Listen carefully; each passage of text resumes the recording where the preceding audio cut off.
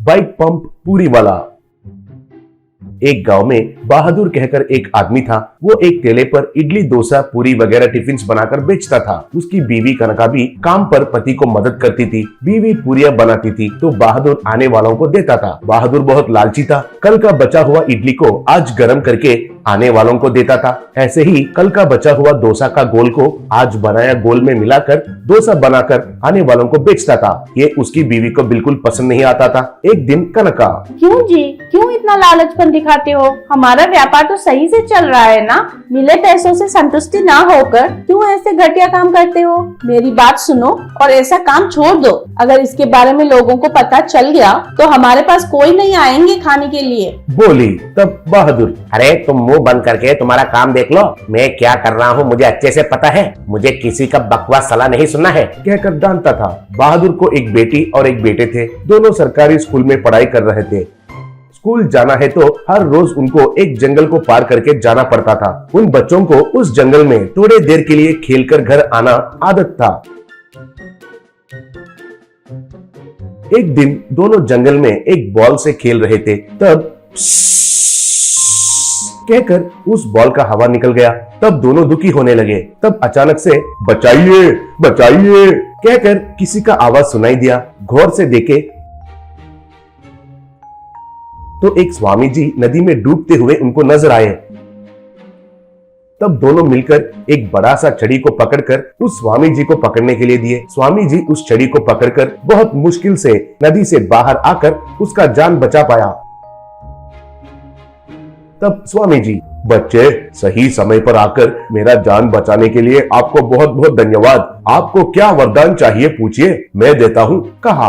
तब बच्चा, स्वामी जी, हमें पैसों पर आस नहीं और जरूरत भी नहीं है। हमारे बॉल में हवा चली गई है। अभी नहीं, हमेशा ऐसा ही होता है। हवा निकल जाती रहता है। इसमें हवा भरने का पंप खरीद कर देने के लिए पूछे तो हमारा पिता नहीं खरीद रहे हैं। हमें एक हवा भरने का पंप दीजिए स्वामी जी, कहकर पूछा। तब स्वामी जी, इतनी छोटी सी इच्छा, ठीक है, मैं आपको साधारण पंप नहीं बल्कि माया पंप देता हूँ। उससे किसी चीज में भी हवा भरने से वो बड़ा बन जाती है, लेकिन उसे मजे के लिए ही इस्तेमाल करना पड़ेगा।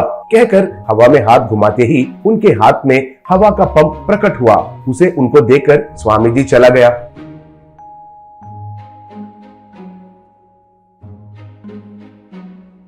बच्चे उस पंप को घर लाकर माँ पिता से जो हुआ वो सब कहे।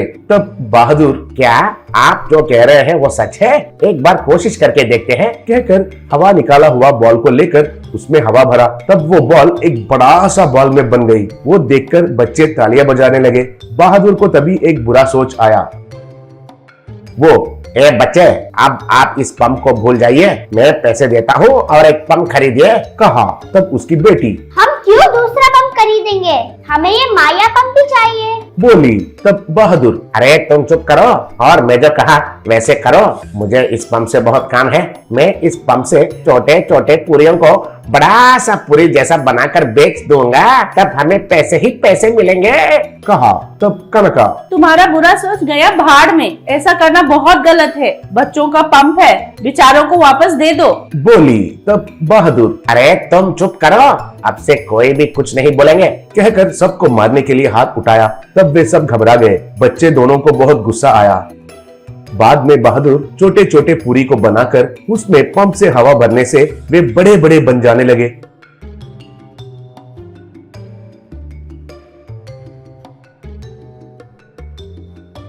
उनको प्लेट्स में डालकर लोगों को देने लगा। लोग उनको खाकर एक आदमी, ये क्या है बहादुर, इतना बड़ा बड़ा पूरी खाने से भी भूख नहीं मिट रहा है, पेट भरे जैसा ही नहीं लग रहा है, और एक प्लेट पूरी दे दो, पूछा। तब और एक आदमी, हाँ बहादुर, देखने से बहुत बड़े बड़े पूरी है लेकिन पेट तो नहीं भर रहा है भाई, मुझे और एक प्लेट दे दो, बिल्कुल ही भूख नहीं मिटा है, कहा। तब बहादुर, ये ऐसे ही है। मेरे पूरी देखने में इतने बड़े रहने से भी पेट के अंदर जाते ही यूं ही डाइजेस्ट हो जाते हैं। ये सेहत के लिए बहुत अच्छा है, खाइए खाइए, कहा। ऐसे बहादुर अच्छा सा पैसे कमाने लगा। एक दिन बहादुर के बच्चों के साथ कुछ पुलिस वाले बहादुर के ठेले के पास आए। उन सबको देखकर बहादुर, क्यों सर, मेरे बच्चे कुछ गुनाह किया है क्या? अगर किया है तो बताइए। बेशरम कहीं के है ये, हमेशा कुछ न कुछ गलत काम करते ही रहते हैं। क्या किया है दोनों ने, बोलिए। कहकर उनको मारने के लिए हाथ उठाया। तब ऐसे, वे दोनों ने कुछ नहीं किया है रे बेवकूफ, एक अच्छा काम किया है, तुम ही गलत काम कर रहे हो। तुम उस माया पंप से पूरी में हवा भर के उनको बड़ा करके लोगों को बेवकूफ करके बेचना, ये सब वीडियो करके इन्होंने मुझे भेजे थे। चोर कहीं का, लोगों को धोखा देने के लिए तुम्हें शर्म नहीं है? कांस्टेबल्स, इस बेवकूफ को पकड़कर हवा भरिए, तब उसे अच्छा बुद्धि मिलता है, कहा। तब कांस्टेबल्स उसे पकड़कर उसमें हवा भरने लगे। तब बहादुर बैलून जैसा मोटा सा बनकर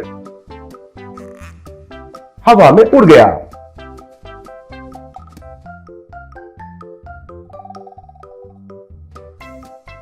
digging secret garage expensive car parking underground.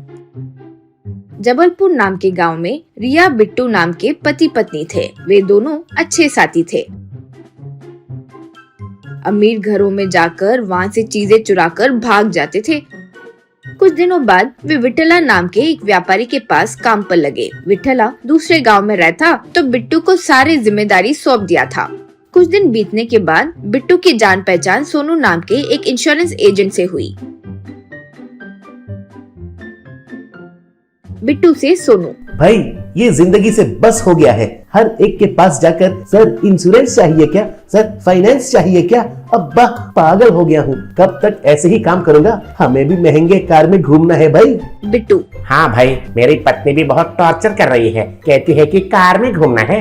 Sonu, तो एक अच्छा जगह देखते हैं, इस सिटी में अमीरों की कार उठा लेंगे। बिट्टू, कहीं और क्यों, हमारा ओनर के घर के नीचे ही अंडरग्राउंड बना दिया तो उसे थोड़ी मिलेगा। यूं कहा। तब सोनू ठीक है कहकर चले गया। फिर कुछ दिनों बाद बिट्टू अपने गांव से लड़कों को बुलाकर उस घर में अंडरग्राउंड खुदवाकर वहां सब तैयार करवाया।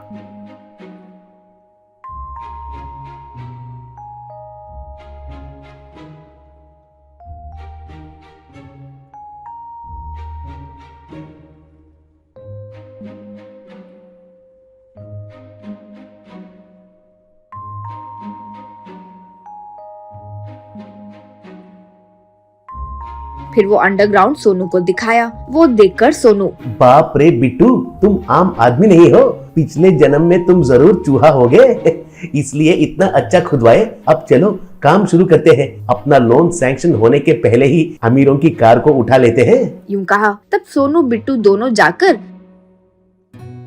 अमीर घरों से कार चुराकर आने लगे। वहां से लाकर अंडरग्राउंड में छिपा देते थे।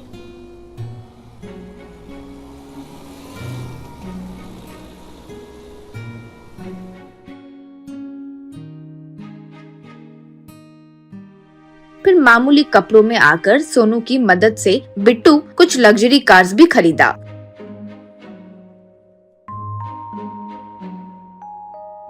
फिर उन्हें भी वो घर के अंडरग्राउंड में ही छिपाया।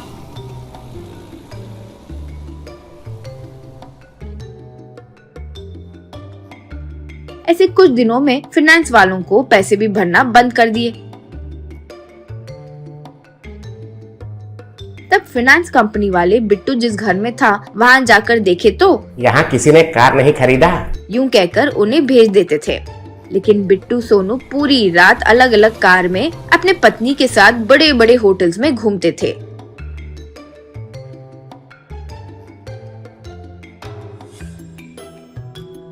ऐसे कुछ दिन उनकी लाइफ पूरी तरह एंजॉय किए।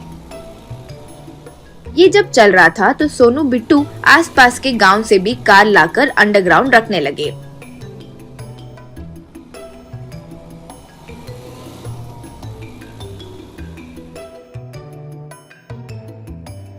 ऐसे कुछ दिन होने लगा।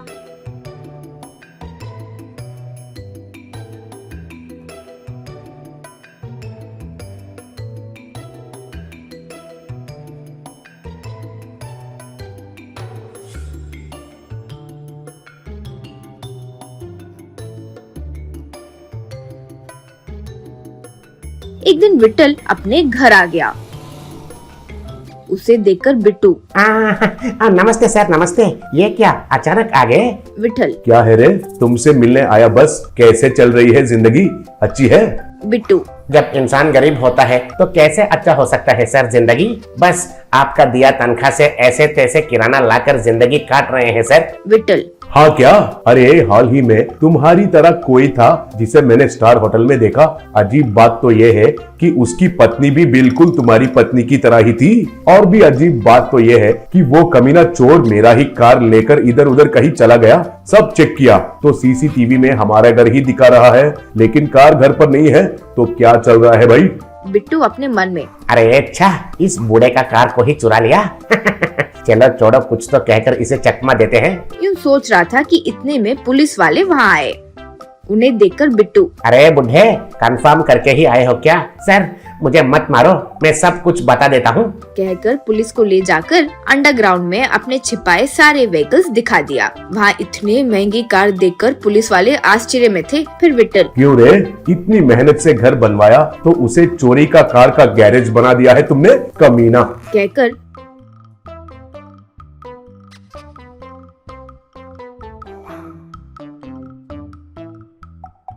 बिट्टू को पकड़कर खूब मारा।